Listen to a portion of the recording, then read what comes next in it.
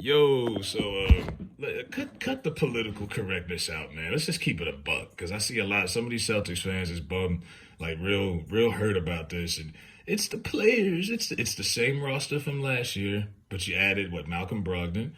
Jason Tatum didn't play well last year in the playoffs. You got to the finals despite that. Brown is still doing it's the same thing. On the roster side, it's the coaching. And the guy who's going to be the scapegoat is young Joe Mazzulla. He's 34 years old. He was an assistant coach.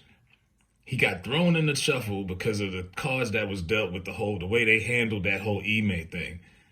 And instead of being honest about that, some of these Celtics fans are like, oh, well, Ime shouldn't have, he was messing with someone in the office and it was sabotaging the front office. Man, stop it.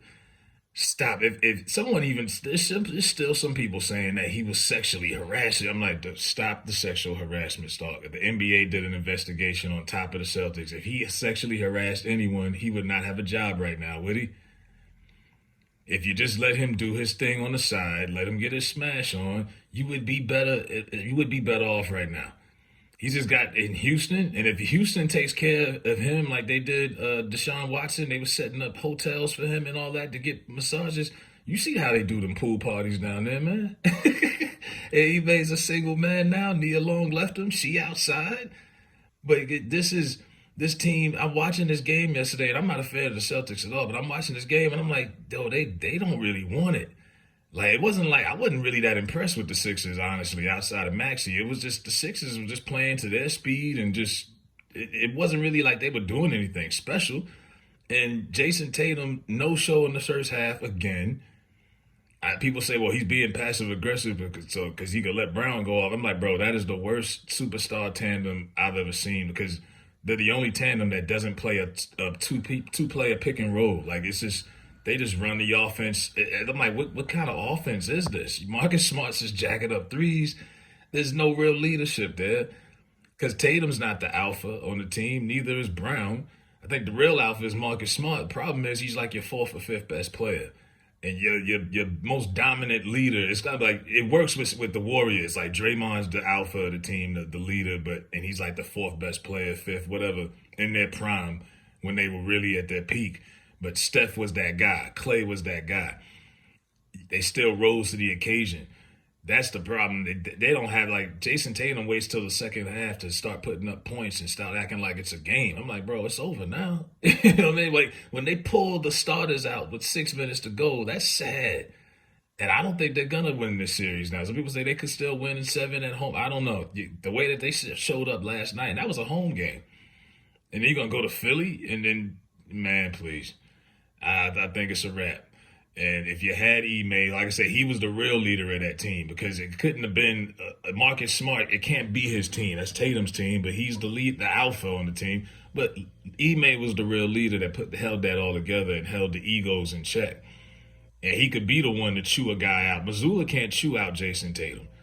And there's no one on the team that's going to really do it. Like, you seen the way P.J. Tucker was yelling at Joel Embiid on Sunday?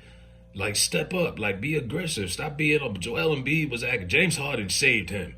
Joel Embiid acted like he wanted no parts of that game in the fourth quarter. Even though he was sitting on like 35 points, he was just sitting there like he being real passive. But then it took the OG to come up to him and put him in his place. Who's doing that on the Celtics? Ime would do that, but he's gone now. So it's like to see people still like, oh, well, what did you want the front office to do? They had to do something. I was like, no, man. The whole way they handled that, the way they embarrassed Nia Long, the way that it was all speculation.